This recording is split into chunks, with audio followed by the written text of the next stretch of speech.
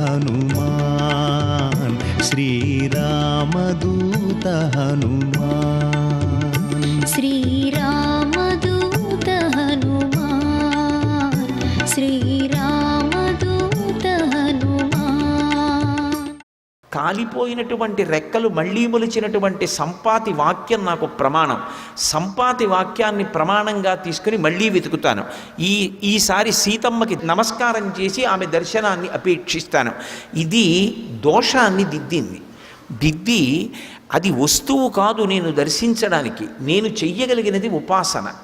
ఆమె అనుగ్రహించి దర్శనం ఇవ్వాలి తప్ప నేను కాదు దర్శనం చేసేది. అందుకని ఇప్పుడు నమస్కారంతో మొదలుపెట్టారు. నమోస్తు రామాయ సలక్ష్మణాయ దివ్యై చ తస్యై జనకాత్మజాయై. ఎప్పుడు కూడా ఉపాసనలో భగవంతుణ్ణి ఒక్కడిని పిలవరు. అందుకే మీరు సనాతన ధర్మంలో ఉపాసనకి సంబంధించిన రహస్యాన్ని గమనిస్తే ఎప్పుడు భగవంతుణ్ణి ఆరాధన చేసినా సశక్తియుతుడిగా ఆరాధన చేస్తారు. పక్కన శక్తి లేనటువంటి వాడిని ఆరాధన చెయ్యరు. ఏదో శిచీ పురంధరాభ్యాం నమః, వాణీ హిరణ్యగర్భాభ్యాం నమః, పార్వతీ పరమేశ్వరాభ్యాం నమః, సీతారామాభ్యాం నమః అలా అంటాం తప్ప పక్కన అమ్మవారు లేనటువంటి వారికి సంప్రదాయంలో ఉపాసన రీత్యా పూజ చేయరు. జ్ఞానం ఇవ్వగలిగినటువంటి మహాపురుషులు ఉంటారు, అది గురువుగా పూజ ఉంటుంది, అది వేరు.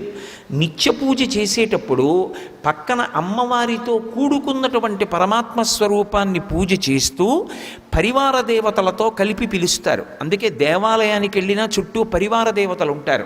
పరివార దేవతలకి ప్రదక్షిణంలో నమస్కారం చెయ్యకుండా తిన్నగా భగవంతుని యొక్క దర్శనం ఒకటే అపేక్షించిన వాణ్ణి ధూర్తుడిగా భావిస్తాడు భగవంతుడు.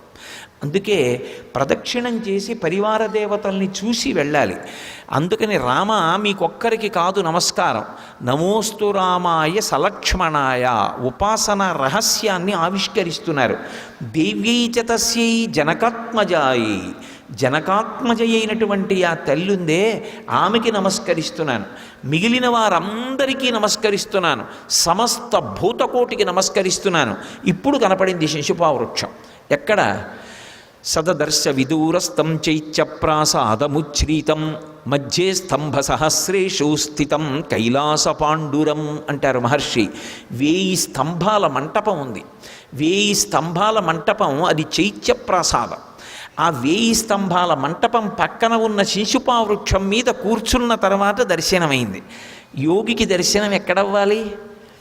గురువుగారి అనుగ్రహంతో చంద్రుడి నుంచి ఒలుకుతున్నటువంటి సుధాధారలలో తడుస్తూ అమ్మవారి దర్శనం సహస్రారంలో అవ్వాలి. సహస్రారం అంటే 1000 స్తంభాల మంటపం. అందుకే యోగపరంగా ఆలోచన చేస్తే అది 1000 స్తంభాల మంటపం. ఆ మంటపం పక్కన ఉన్నటువంటి శిశుపావృక్షం మీద కూర్చునుండగా కింద తల్లి కనపడింది. ఎలా కనపడింది? ఆయన ఎలా ఉంటుంది అమ్మవారిని ఊహించారో అలాగే కనపడింది. అది భగవంతుని యొక్క లక్షణం ఏమిటంటే యద్భావం తద్భవతి. వేదాహమేతం పురుషం మహాంతం ఆదిత్యవర్ణం తమసస్తు పారే సర్వాణి రూపాణి విచిత్య ధీర నామాని కృత్వాభివదన్ యదాస్తే అంటుంది శృతి. ఆయనకు అసలు ఒక రూపం లేదు, కానీ మనం ఎలా కనపడాలని ధ్యానం చేస్తున్నామో అందుకే ఒక మంత్రం చేస్తే ఆ మంత్రానికి ఒక ధ్యాన శ్లోకం ఉంటుంది. ఆ ధ్యాన శ్లోకంలో ఇలా ఉంటుంది అమ్మవారు, ఇలా ఉంటాడు అయ్యవారు అని వర్ణిస్తారు. అలా వర్ణించబడినటువంటి రూపం ఏదుందో దాన్ని భ్రూమధ్యంలో కానీ ముక్కు చివర కానీ బాహ్యనేత్రములను మూత వేసి ధ్యానం చేస్తూ లోపల జపం చేస్తారు. ఆ బీజాక్షరముల యొక్క విస్ఫోటనం చేత ఆంతరముగా కలిగినటువంటి శక్తి వలన ఎటువంటి ధ్యాన శ్లోకంతో మీరు అమ్మవారు కనపడాలని ధ్యానం చేశారో అటువంటి రూపంతోనే ఆమె సాక్షాత్కరిస్తుంది. అంతేకాని అదే ఆవిడ రూపం అని మాత్రం చెప్పడానికి వీల్లేదు. ఇప్పుడు హనుమ ఎలా కనపడాలి అమ్మవారిని కోరుకున్నారో అలాగే కనపడడం తత్వతః చాలా గొప్ప విషయం. కానీ నిజానికి ఆమె శోకమూర్తి కాదు. ఆమె నిజంగా ఏడుస్తోందనుకోండి, అంతకన్నా అన్యాయమైన విషయం లోకంలో ఇంకోటి లేదు. ఎందుకంటే ఆవిడ ఆదిశక్తి, లోకమాత. ఆవిడ ఎందుకు ఏడుస్తుంది? ఆవిడ అయో నిజ. ఆవిడ ఏమైనా చెయ్యగలదు. కానీ ఎందుకు ఏడుస్తోంది? మరి ఎందుకు ఏడుస్తోందో చెప్పకుండా చెప్పడం సుందరకాండ. అది జగన్మాత కంటి వెంట పడ్డ కన్నీరు. ఎందుకు పడింది? కొడుకుగా మాట్లాడవలసిన వాడు కేవలం ఒక పురుషుడిగా తల్లితో మాట్లాడకూడని మాటలు మాట్లాడుతున్నాడు. కుసంస్కారానికి కన్నీరు కార్చింది. ఇప్పుడు ఆ కన్నీటికి ఒక్క లంక కాదు కాలిపోయేది, యావత్ భూమి కాలిపోతుంది. ఇప్పుడు అది కాలిపోకుండా చూడడం హనుమ యొక్క కర్తవ్యం. అందుకే ఆయన ఏం చేశారంటే, ఉల్లంఘ్య సింధో సలిలం సలీలం యశోకవంధిం జనకాత్మజాయా ఆదాయతేనైవ దదాహ లంకాం నమామితం ప్రాంజలిరాంజనేయం. సుందరకాండలో హనుమద్వైభవాన్ని చెప్పింది ఆ శ్లోకం. ఆయన కొత్తగా అగ్నిహోత్రాన్ని తెచ్చి పెట్టలేదు లంకకి. ఈ కన్నీటి బిందువుల వలన యావత్ భూమి కాలిపోకూడదు.